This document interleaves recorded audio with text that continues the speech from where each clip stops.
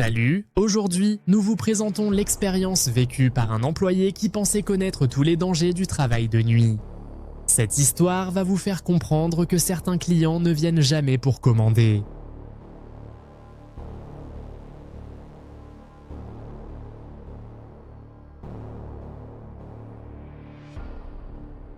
L'employé travaillait dans l'équipe de nuit dans un McDonald's depuis 8 mois. Le restaurant était situé le long d'une route principale dans une zone résidentielle. Il y avait quelques maisons à quelques pâtés de maisons, mais rien d'autre d'ouvert tard, excepté une salle de sport 24 heures sur 24 en bas de la rue. Les équipes de nuit étaient généralement calmes. Entre 1h et 4h du matin, il y avait peut-être 4 ou 5 clients au total. Il préférait toujours travailler à l'arrière où se trouvait un aiguille, mais pendant la nuit, il était responsable à la fois de la caisse et du drive.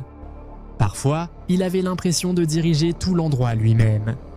Même si un manager et un cuisinier restaient techniquement avec lui, le manager passait la plupart de la nuit dans son bureau à faire de la paperasserie. Le cuisinier traînait souvent dans la chambre froide ou prenait de très longues pauses aux toilettes. La plupart des nuits, il se sentait seul. Si cette histoire vous intrigue, abonnez-vous immédiatement à Flippantes Histoires et activez la cloche pour ne manquer aucune de nos enquêtes terrifiantes. La première fois qu'il a vu cet homme, il était environ 2h30 du matin. Il est entré par l'entrée principale. Il se souvenait comme il faisait froid dehors, et l'homme n'était pas habillé pour le temps, juste une vieille veste grise zippée et un jean qui semblait trop grand pour lui. Il était grand, probablement dans la quarantaine, et mince avec des cheveux gras qui dépassaient de façon inégale. Il est resté près de la porte pendant plusieurs secondes, comme s'il essayait de comprendre quoi faire, puis il a marché lentement vers le comptoir. L'employé a demandé s'il voulait commander, pas de réponse. Il l'a juste fixé, comme s'il n'était pas sûr qu'il était censé dire quelque chose. Finalement, il a secoué la tête et s'est dirigé vers un box dans le coin. Il s'est juste assis là avec ses mains à plat sur la table, fixant droit devant lui. Pas de téléphone, pas de nourriture, juste assis. L'employé n'y a pas prêté attention au début. Ils avaient parfois des sans-abri qui voulaient juste être à l'intérieur où il faisait chaud. Tant qu'il ne dérangeait personne, il les laissait de rester un peu, mais il n'est pas parti. 1 heure s'est écoulée, puis une autre. Il ne bougeait pas du tout, sauf pour ajuster occasionnellement sa façon de s'asseoir. Chaque fois que l'employé le regardait, il ne clignait pas des yeux. Il ne semblait pas fatigué, affamé ou agité, juste alerte, regardant dans le vide.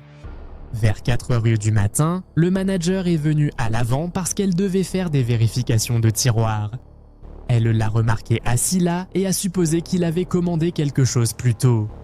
Quand elle lui a demandé s'il avait besoin de quelque chose, il s'est finalement levé. Puis il a marché lentement vers la sortie sans dire un seul mot et a disparu dans l'obscurité. Elle a plaisanté qu'il n'avait pas donné de pourboire. La deuxième nuit, il est revenu vers la même heure, ma heure. Encore une fois, il s'est assis sans commander. Il est resté pendant des heures et est parti juste avant l'arrivée de l'équipe du matin. Puis il a commencé à venir chaque nuit, toujours à presque exactement 2h30 du matin, partant toujours vers 5h.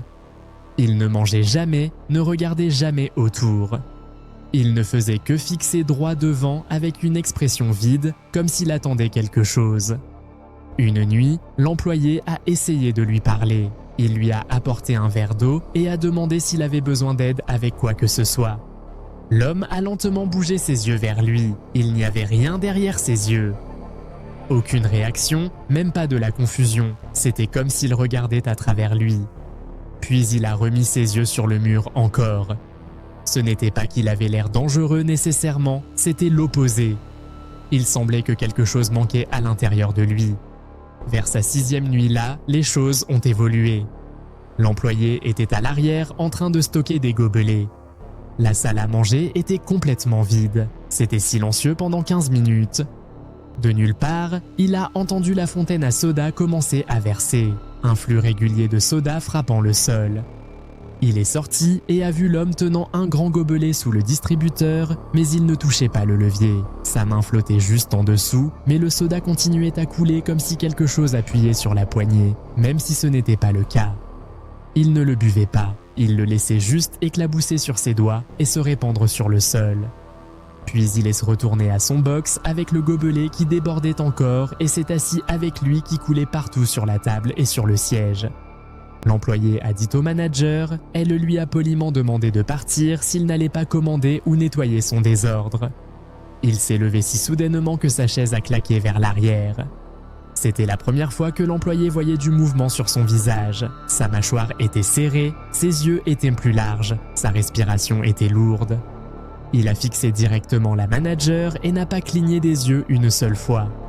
La manager s'est figée comme si elle ne savait pas quoi faire s'il attaquait. Puis, tout comme avant, il s'est retourné et est sorti sans un mot. Après cette nuit, elle a commencé à verrouiller les portes à 2h du matin et a obligé les gens à utiliser le drive seulement, mais cela ne l'a pas arrêté. Une semaine plus tard, l'employé a remarqué quelqu'un dehors qui marchait le long du bâtiment d'avant en arrière, passant devant chaque fenêtre lentement. Les lumières dehors étaient faibles et clignotaient beaucoup, donc c'était surtout de l'ombre. Mais toutes les minutes, il passait dans la lumière et l'employé l'apercevait. Il a marché le long du bâtiment plus de 20 fois, n'entrant jamais, juste faisant les 100 pas, regardant par chaque fenêtre, vérifiant pour voir s'il le voyait. La nuit suivante, il était de retour à son box. L'employé ne l'avait même pas vu entrer. Un moment, la salle à manger était vide et l'instant suivant, il était assis là dans le même siège qu'il occupait toujours. L'employé continuait à jeter des coups d'œil depuis la caisse. Chaque fois qu'il le faisait, l'homme le fixait directement. Son visage ne bougeait pas, mais chaque fois qu'il détournait le regard, ne serait-ce qu'une seconde, l'angle de sa tête changeait comme s'il suivait ses mouvements exacts. L'employé a dit au cuisinier de rester à l'avant avec lui pour le reste de la nuit. Un client est entré vers 3h45 du matin. L'homme s'est lentement tourné et a fixé le nouveau venu pendant tout le temps qu'il commandait. Le client continuait à regarder par-dessus son épaule. Il pouvait sentir que quelque chose n'allait pas aussi. Il a mangé très rapidement et est parti. Dès qu'il est sorti dehors, l'étranger s'est levé et l'a suivi. L'employé a marché jusqu'à la fenêtre pour regarder. Le client était déjà dans sa voiture, faisant marche arrière. L'homme se tenait directement derrière son pare-choc, le forçant à s'arrêter. Puis il s'est dirigé vers la portière côté conducteur et a pressé son visage contre la vitre. Le client s'est échappé immédiatement, roulant par-dessus le trottoir pour s'échapper. L'homme n'a pas réagi. Il est juste revenu à l'intérieur et s'est assis à nouveau comme si ce n'était pas étrange du tout. C'était le moment où l'employé a décidé qu'il ne laisserait jamais un autre collègue seul avec lui. 2 nuits plus tard, les choses ont empiré encore. L'employé est allé sortir les poubelles vers les bennes à ordures derrière le bâtiment. C'était vraiment silencieux là derrière et la lumière de sécurité continuait à bourdonner comme si elle allait s'éteindre. Alors qu'il laissait tomber un sac dans la benne, il a remarqué une ombre bouger au bord de la lumière. L'homme est apparu dans son champ de vision. Il était si proche qu'il pouvait voir la saleté sous ses ongles. Il l'avait suivi dehors. L'employé a reculé lentement, laissant le couvercle de la benne ouvert, a fait un pas vers lui, puis un autre. Sa respiration était bruyante, comme s'il avait couru, mais son visage avait toujours ce regard vide et vide. Il a tendu sa main vers lui. L'employé s'est précipité à l'intérieur et a verrouillé la porte avant qu'il ne puisse s'approcher. Il est resté là à regarder à travers la fenêtre en verre, respirant de la buée contre elle. Il est resté immobile. Finalement, il s'est dirigé vers l'obscurité derrière le bâtiment. Le manager a appelé les flics, mais ils n'ont rien trouvé. Ils ont dit qu'il était peut-être inoffensif, probablement juste mentalement perturbé et fixé sur le bâtiment. Ils ont installé des caméras supplémentaires et ils ont commencé à verrouiller les portes plus tôt, mais d'une manière ou d'une autre, ils continuaient à entrer chaque nuit. 2 semaines plus tard, c'était la dernière fois que l'employé l'a vu. Vers 3h du matin, il était dans son box habituel. L'employé essayait de l'ignorer. Soudain, il a entendu le son d'un égouttement lourd. Pas de soda, quelque chose de plus épais. Il saignait.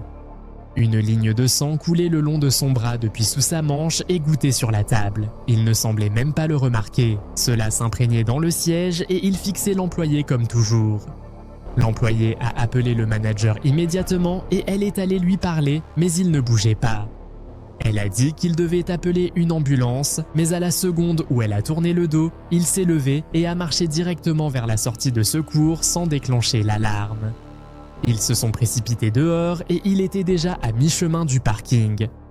Puis il a disparu derrière le cabinet dentaire. Ils ne l'ont plus jamais revu. Malheureusement, les caméras n'ont jamais eu une bonne prise de vue de son visage.